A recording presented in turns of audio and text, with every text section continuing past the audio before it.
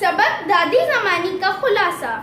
دادی زمانی کا اصل نام زمانی بیگم تھا اور ان کی عمر 90 برس کے قریب تھی۔ اتنی عمر کے باوجود بھی وہ صحت مند تھیں، البتہ وہ نابینا تھیں۔ ان کا صحن بچوں کے لیے کھیل کا میدان تھا۔ دادی زمانی کے شوہر دادا وحید اپنی بیوی کا بے حد خیال رکھتے تھے۔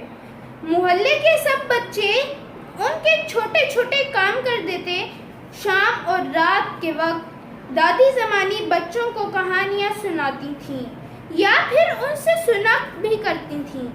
نعت اور ملی نغمے بھی کورس کی شکل میں پڑھے جاتے۔ دادی زمانی کی آواز بھی اچھی تھی۔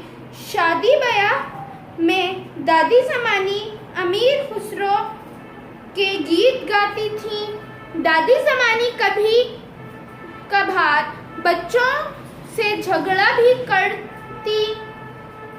ایک روز دادی زمانی ناراض ہوئیں اور بعد میں پریشان ہو کر خود گھر پہنچی اور والدہ کے ذریعے بچے سے صلح کر لی۔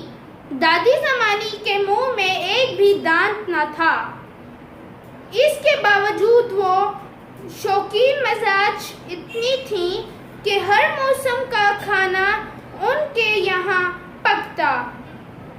وہ بہت سی سوغاتیں کوٹ کر کھایا کرتی تھیں۔ ان کی زبان بھی دہلی کی بامحاورہ زبان تھی۔ نابینا ہونے کے باوجود تمام کام خود کر لیتی تھیں۔ خوش لباس تھیں۔ ٹٹول ٹٹول کر عید پر بچوں کے کپڑے اور جوتے وغیرہ دیکھتی اور اپنی رائے دیتی۔ ایک بار بخار چڑھا اور بستر سے جا لگی۔ بالآخر اپنے آخری سفر پر روانہ ہو گئیں۔ آج کسی محلے میں ایسی سادہ لوح اور معصوم شخصیت دیکھنے کو نہیں ملتی۔